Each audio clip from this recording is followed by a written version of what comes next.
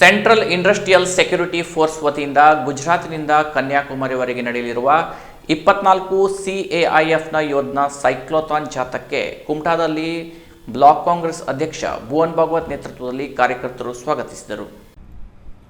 ಸುರಕ್ಷಿತ ತಟ ಸಮೃದ್ಧ ಭಾರತ ಎಂಬ ಧ್ಯೇಯ ವಾಕ್ಯದೊಂದಿಗೆ ಗುಜರಾತ್ನಿಂದ ಕನ್ಯಾಕುಮಾರಿಯವರೆಗೆ ತೆರಳಲಿರುವ 24 ಸಿಐಎಸ್ಎಫ್ ಯೋಧರ ಸೈಕ್ಲೋಥಾನ್ ಜಾಥಾ ಮಂಗಳವಾರ ಕುಮಟಾಕ್ಕೆ ಆಗಮಿಸುತ್ತಿದ್ದಂತೆಯೇ ದಿವಗಿಯ ಹಾಲಕ್ಕಿ ಸಮುದಾಯ ಭವನದಲ್ಲಿ ಕುಮಟಾ ಬ್ಲಾಕ್ ಕಾಂಗ್ರೆಸ್ ಅಧ್ಯಕ್ಷರಾದ ಭುವನ್ ಭಾಗವತ್ ನೇತೃತ್ವದಲ್ಲಿ ಕಾಂಗ್ರೆಸ್ ಕಾರ್ಯಕರ್ತರು ಹಾಗೂ ಊರ ನಾಗರಿಕರು ಅದ್ದೂರಿಯಾಗಿ ಸ್ವಾಗತಿಸಿದರು.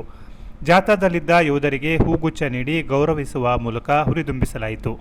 ಅಗತ್ಯ ಊಟೋಪಚಾರ ನೆರವೇರಿಸಿ ಮುಂದಿನ ಪಯಣಕ್ಕೆ ಶುಭ ಹಾರೈಸಿ ಬೀಳ್ಕೊಟ್ಟರು.